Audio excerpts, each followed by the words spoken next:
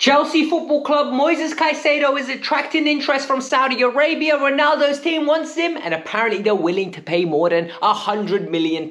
I want to get your thoughts. Furthermore, Romeo Lavia is back in first team training. I've heard this before. Finally, Enzo Maresca has decided to sit down and have a conversation. He wants to bring the fans together, and honestly, some of the comments that he said, he disagrees with me, and he agrees with a lot of you. And furthermore, he said Chelsea have made progress. I'm going to explain to you what he said, why he said it, how he said it, and we'll discuss it moving forward. Ishe Samuel Smith and Joao Felix news as well. For those of you that are interested, Ishe signs a new contract and Joao Felix is having a remontada, if I use that correctly. He's getting back to Benfica. But before we get started, I want to say thank you to a lot of you. A lot of you yesterday wished me good luck with my exam, but the ones that I had today, they went absolutely well. Hopefully I passed. No more exams moving forward for me, hopefully. Now I can just do my day job and do this and have fun with it. Furthermore, if you're still here, hit that like button. 1,000 likes goes a long way. Subscribe to the channel. We are 200 people away from 40,000. We're creeping up to that target. And once we hit it, we're going to fly to 50,000 because we're getting all the way to 100K. Whether it happens this year, next year, the year after, it will happen one day. We keep it stepping. When it comes to Moises Caicedo, I think he's one of the signings that all of us love, right? We've signed nearly 40 players, maybe even more on the Blue Co. A lot of people are going to say a lot of them are rubbish. A lot of people are going to say a lot of them are underwhelming. No one's going to say that Moises Caicedo wasn't worth every penny we spent on it, right? I think notoriously, he's one of the signings where every single Chelsea fan I've ever spoken to, in person, on Twitter, we all love Moises Caicedo. Moi, as Enzo Maresca calls him, is our arguably best player. Like, he's better than Cole Palmer, in my opinion. Telegraph is coming out that Saudi Arabia now is sniffing around them. They want him. The interest is there, and they're willing to pay more than £100 million to acquire his services. First of all, I don't think this is going to happen. Why? Because I am praying, I am hoping that Moises Caicedo says no to any deal that comes in, because he's got ambitions of fulfilling good things at Chelsea, and if not at Chelsea, in Europe, to win in the Champions League, the Premier League, and he doesn't just waste his career by going to Saudi Arabia at this young age. The money will always be there for Moises Caicedo. Moises Caicedo, in my opinion, has made crazy amounts of money already. He doesn't need even more just at this early stage. Furthermore, it looks like a lot of fans now are panicking and are asking the question, would we get rid of him for 150 million? I'm going to tell you something, and I hope all of you vehemently agree with me. Give me 300 million, I still wouldn't take it. Listen, what has Blue Co taught us? Blue Co has taught us that you can throw all the money in the world. Genuinely, you can literally spend 1.2 billion and there is no guarantee that these players are going to be great. You can go spend 70 million on Mudryk. You can go spend 60 million on Neto. You can go spend 58 million on Lavia. There's no guarantee that they're going to be reliably available, performing on a regular basis, and performing to the standard that you are. Moises Caicedo does all of that and then some. This is a special player. This is the type of player that you want in your team. You want to build your team around. I don't think he's going anywhere. I don't think the ownership group was looking to sell him. And it is what it is. Furthermore, it looks like Romeo Lavia is back in training. A lot of people are going to say this is good news. I'm going to say no comment. What is the point of commenting on this? We've had this video on numerous occasions. Lavia comes back. Lavia is ready to play. Lavia is injured. Lavia plays 15 minutes. Lavia is injured. Until Romeo Lavia plays 5 games back-to-back or is in 5 matchday squads where he gets regular minutes or 15 minutes, 20 minutes, 15 minutes, 20 minutes, I will not be happy that Romeo Lavia is ready to contribute. At this moment in time, Romeo Lavia for me is a player that if we have him, great. If we don't have him, we never had him anyway. So that's me going to be keeping it stepping. On to the next story. The next story involves Enzo Maresca and a press conference that he did. Look, Enzo Maresca openly sat there and spoke about what happened against Ipswich, and in my opinion was very transparent. People are going to say, yo, Brian Envelope, you like this manager? Yes, I do like this manager. I like a manager who, in my opinion, has got us to have the 3rd best attack in the league and the 4th best defense. I do. I really do.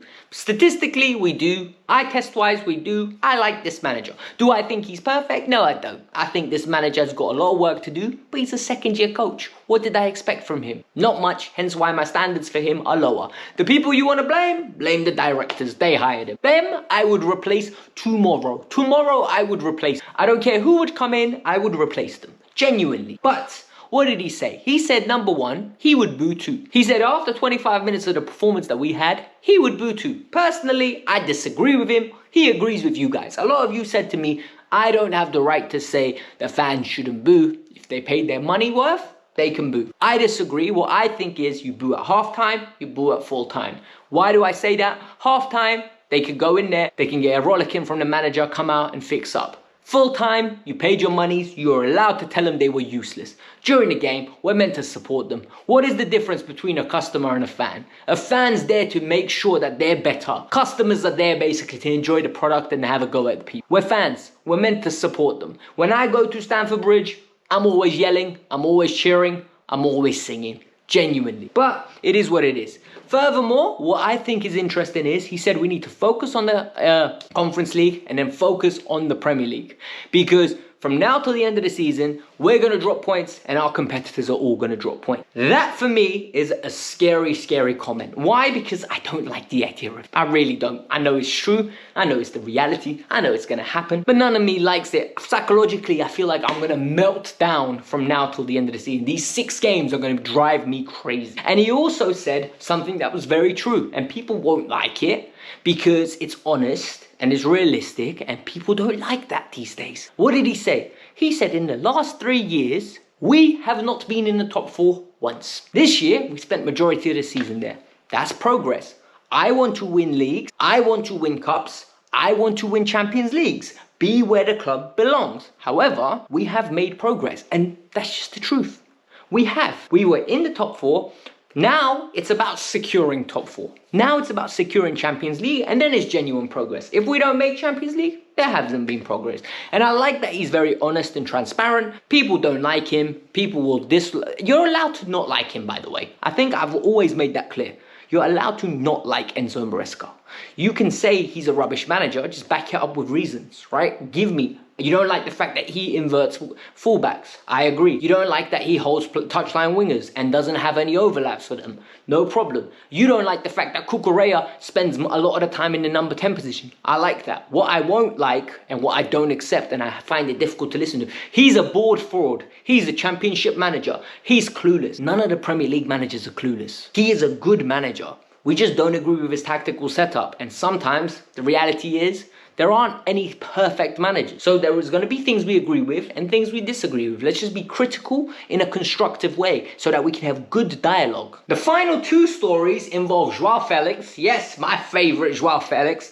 And Ishe Samuel Swift. Number 1, let's talk about Joao Felix. Joao Felix at this moment in time is in limbo, right? His career has been in limbo since he left Benfica. And since he left his ex-girlfriend in Benfica, he's moved around. He's got another girlfriend in Spain called Atleti. He moved to another girlfriend called Chelsea. Then he moved to another girlfriend called Barca. Then he moved back to Atleti. Then he went back to Chelsea. And as you can see, this man can't find the love of his life. He can't find the person he's meant to marry. And what's happened now? His first true love is back. His one and only Benfica looks like they want to get back together with him. They want to bring him back home. And the reality is, according to reports in Portugal, Chelsea are willing to do this. However, Benfica want a loan. Between the 1st and 10th of June, they want to secure a loan. He will be playing for them during the Club World Cup. And I think we should do it. I genuinely believe, send him back there for a year. Let him smash it, let him play in the Portuguese league, let him try get some form, and then Benfica hopefully buy him. His time at Chelsea is up. I really am annoyed that I am even saying these words. I think there's so much talent in this kid. I don't think he will come back to Chelsea, happily be a bench option, and more importantly, I don't think the fans will allow him to be a bench option. Because no matter when he plays, there will be expectations that he is Joao that's meant to score every game and assist. There are different standards for Joao Felix that there are for other people, whether we like it or not. The expectation for Joao Felix is one of a Cole Palmer. The expectation for an Nkunku, a Neto is on the floor. They'll get 15,000 excuses, and it is what it is. But that's my thoughts on Joao Felix. We'll see whether that picks up. Wasting an international spot on a loan, though, is a problem. The other thing is, it was surprising. It was very eye-opening, and I was shocked. Ishe Samuel Smith has signed a contract till 2031. The kid has signed a 5-year deal with an option to extend it even further. And that shocked me because he hasn't got much of a looking this year, hasn't made his debut. However, he's very talented. For a lot of you that don't watch youth team football and haven't seen Ishe play, Ishe is very similar to Joshua Chempong, but left-footed. So he can play left centre-back, left back, he can come into the midfield most probably. Very, very well-rounded footballer. I think the biggest crime is that we couldn't register him into the Conference League. So what ended up happening is he couldn't play in the Conference League minutes. But he's far too good for the under-21s. He's been really performing well, scoring goals from left back, overpowering defenders. He's very good technically, good athlete, intelligent, just composed. I think he needs to get the next step to the men's game now. This player is very, very talented. I want to see what happens with him moving forward. Next year, I genuinely would be very happy if we have Cucurella and Ishe Samuel Smith. Meaning, Ishe plays, if we're in the Champions League, Ishe gets the cup games, Ishe gets minutes here and there, you slowly integrate him. However, what I think is going to happen is we'll pure profit him in the future.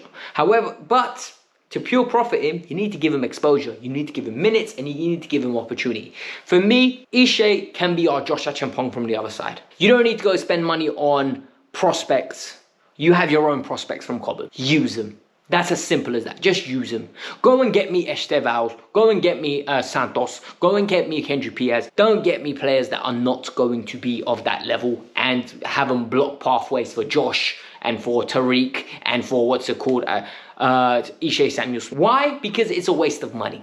I really don't like it. What I don't like is when we go acquire players that basically block pathway and the players that we already have internally are better than the ones that you're paying 15, 20 million for. And for me, that's silly. But this was the Kavkas View. It's good news. He's re-signed. He's somebody that a lot of people are really going to like. Trust me on this one. Hit the like button, subscribe to the channel. Let me know your thoughts. Peace out. I'm out.